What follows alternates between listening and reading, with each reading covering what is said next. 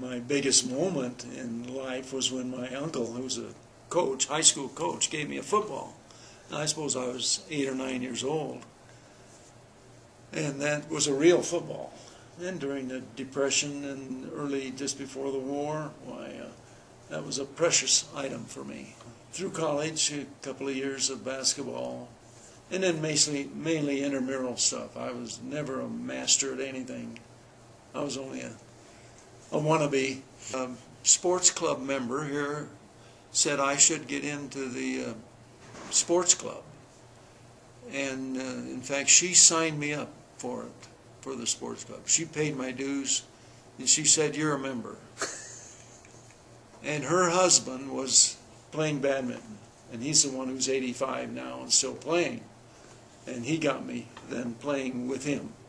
Okay. If you were to come into my den at home, you would see about 50 medals around the wall.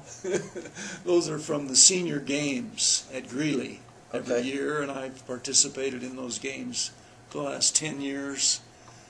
And I enter usually 12 or 13 events. Wow. 3 swimming events, 3 running events, throwing events, 3 throwing events, badminton, and shooting 3-pointers or shooting free throws or miscellaneous shots. But out of those 12 or 13 events, I usually win 9 or 10 medals. They're not all gold medals by any means. Right. It's a motivator. Yeah. Because as soon as last June event is over, why, I'm preparing for next year. Right. You always look forward, and the routine there strengthens everything. That about gets every muscle. The badminton gets my heart going at maximum with burst stuff, quick hand-eye coordination. But the swimming routine really strengthens everything. I suppose being named by my football coach as the most likely college prospect off the team, that meant a lot to me, even though I didn't follow through with it. I didn't go ahead with play football in college. And as far as achievement, it's been these last 15 years at the senior games. That would probably be the most notable of my whole sports history. Well, it's from year to year on the senior games. It's being prepared to enter those 12, 13 events that I have aspirations for.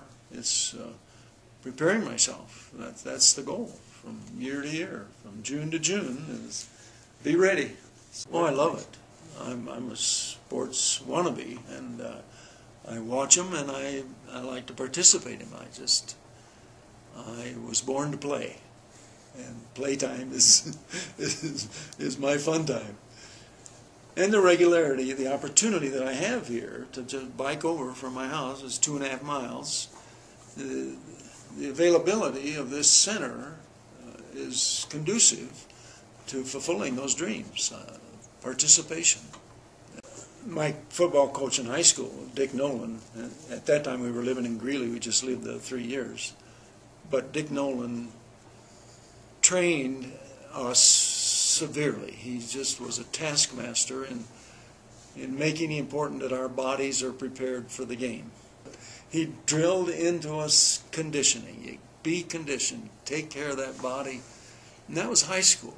And he's my mentor even today in conditioning my body, keeping my body prepared for whatever might come. But he always said you can always do a little more than you think you can. And I have that ringing in my mind. You can always do a little more than you think you can. And that's kind of what I do. When I think I can't do any more, then I do a little more. That's it. Dick Nolan, my football coach, you can always do a little more than you think you can. And he pushed us so that we did that. We always did more than what we thought we could. When we were dragging, had our tails down, he'd push us just one step further.